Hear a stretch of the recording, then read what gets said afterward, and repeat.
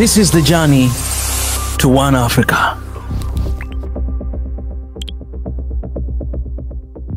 In a televised address on Tuesday, January 2, the chief of Hamas Political Bureau thanked South Africa for launching a case against Israel at the UN's top court.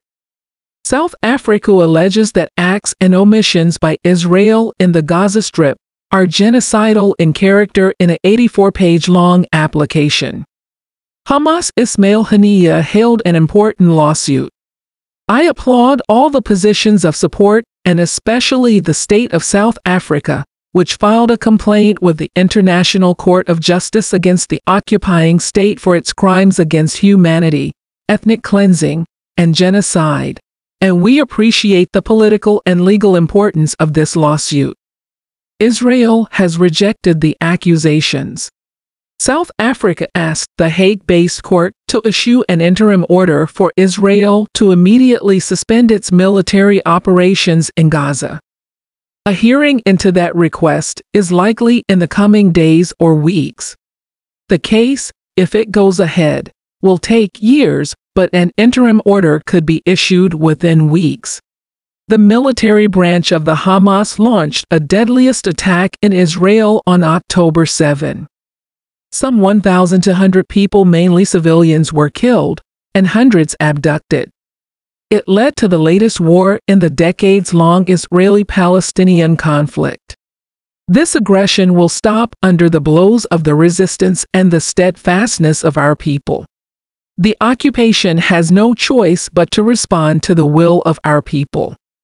I would like to point out here that, in light of the initiatives and offers that reach the leadership of the movement through the brothers in Egypt and Qatar, and after studying these ideas positively, the movement has presented its position and vision to Qatar and Egypt, which is based on a comprehensive cessation of aggression against our people, providing relief to them, and responding to their rightful and just demands. The Israeli military offensive has killed over 20,000 people in Gaza and worsened a humanitarian crisis. South Africa has condemned all violations of international law by all parties, including the direct targeting of Israeli civilians and other nationals and hostage-taking by Hamas and other Palestinian armed groups. South Africa and Israel are both members of the United Nations and are parties to the Genocide Convention. What next once the war in Gaza ends? Hamas chief Ismail Haniyeh said on Tuesday he was open to the idea of a single Palestinian administration to govern Gaza, which is ruled by the militant group, and the occupied West Bank. The Palestinian groups have been divided on a common strategy for years. The U.S. rejected Tuesday recent comments made by two Israeli ministers who suggested that Palestinians should be displaced out of Gaza, State Department spokesperson Matthew Miller said in a statement. Israel's National Security Minister Itamar Ben-Gvir said Monday, Jan. 1st, we must promote a solution to encourage the emigration of Gaza's residents.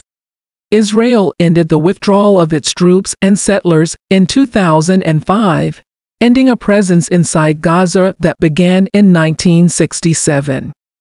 In mid-October, Egypt once again refused to accept what it calls the transfer of Israel's responsibility as an occupying power, including to provide for the safety of civilians living under its occupation.